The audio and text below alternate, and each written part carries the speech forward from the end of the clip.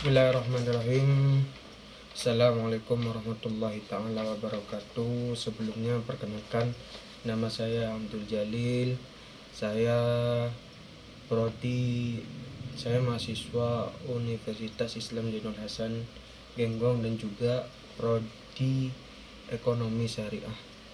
Dan juga tidak lupa pula dosen pengampu mata kuliah usul fiqh, yakni Al-Ustadz Ghafur yang saya hormati. Baik, kali ini saya sedikit akan menjelaskan tentang apa itu hukum syara.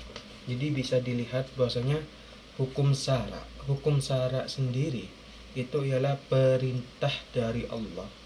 Perintah melakukan apa yang diperintah oleh Allah dan juga menjauhi larangannya. Jadi adanya hukum syara ini juga sangat berdampak kepada perindividuan, yang mana dengan adanya hukum syara, umat muslim itu bisa menjauhi dosa dan juga selalu melakukan apa yang bisa bermanfaat dan apa yang bisa menjadi pahala bagi umat Islam tersebut buat bekal di akhirat. Baik, kembali lagi dari awal bahwasanya hukum syara itu dibagi lagi menjadi dua. Ada kalanya hukum taklifi dan juga ada kalanya hukum wad'i. Hukum taklifi sendiri yaitu seperti yang sudah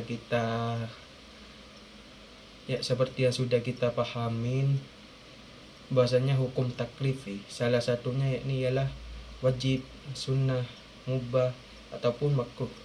Nah, wajib sendiri itu apa? Wajib ialah ketika seorang tersebut meninggalkan, maka orang tersebut mendapat dosa. Dan selanjutnya yakni haram. Apabila haram itu, apa itu haram? Haram ialah ketika seorang tersebut tidak melakukan, seorang tersebut bahkan mendapat pahala, dan apabila meninggalkannya mendapat, ketika mengerjakan dapat dosa dan ketika meninggalkannya dapat pahala. Itu adalah haram. Dan selanjutnya mubah itu yakni hukum yang boleh-boleh saja, melakukan boleh, tidak melakukan boleh. Selanjutnya sunnah.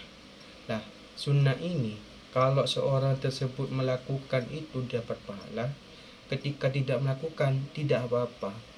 Yang terakhir makruh ialah ketika seorang tersebut melakukan itu sepertinya sesuatu yang tidak disukai oleh Allah. Itu macam-macam hukum taklifi.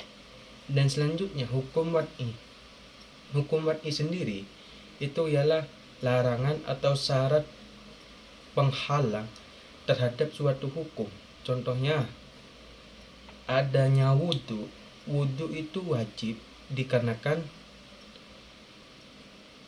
wajibnya melakukan sholat fardu. Lah, jadi adanya hukum wudhu ini wajib dikarenakan adanya hukum sholat itu wajib untuk berwudhu. Lah, berarti adanya hukum wudhu ini dikarenakan alasannya itu dikarenakan kewajibannya untuk melakukan sholat fardu. Dan juga contoh yang kedua, haid. Nah, adanya haid ini bisa menghalang terhadap kewajiban. Seperti halnya haid pada seorang wanita, yang mana awalnya seorang wanita itu diwajibkan sholat. Nah, ketika haid, orang tersebut bisa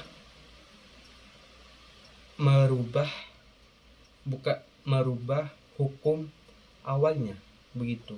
Jadi adanya hukum wad'i ini hukum yang adanya hukum tersebut itu karena suatu syarat ataupun hukum yang baru datang, begitu. Mungkin cukup sekian dari saya yang bisa saya sampaikan. Kurang lebihnya mohon maaf. Wassalamualaikum warahmatullahi ta'ala wabarakatuh.